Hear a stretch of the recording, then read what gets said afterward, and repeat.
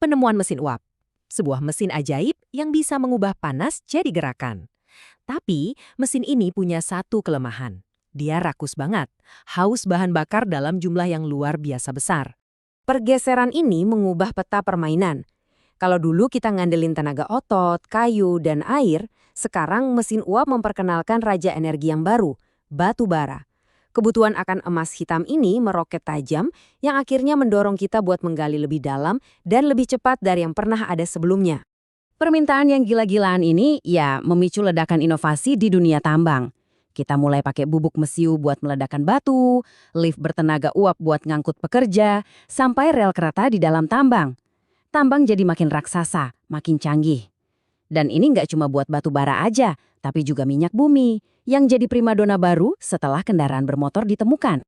Tapi seperti biasa, kemajuan yang pesat ini datang dengan harga yang harus dibayar. Dan harganya mahal.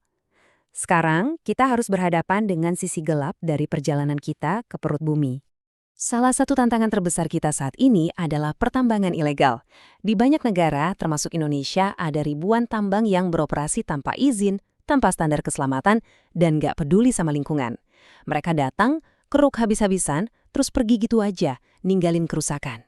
Kerugian finansialnya, wah, jangan ditaranya, gede banget.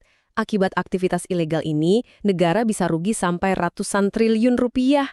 Coba bayangin deh, uang sebanyak itu bisa dipakai buat bangun puluhan sistem transportasi massal atau infrastruktur penting lainnya. Tapi, kerugiannya itu jauh lebih dari sekedar uang loh.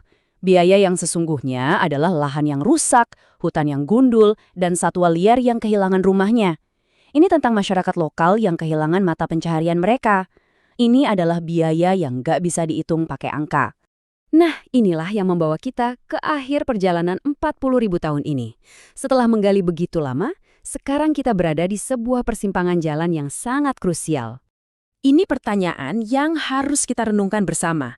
Kita udah beralih dari menggali untuk seni, ke bertahan hidup, lalu untuk mendorong industri.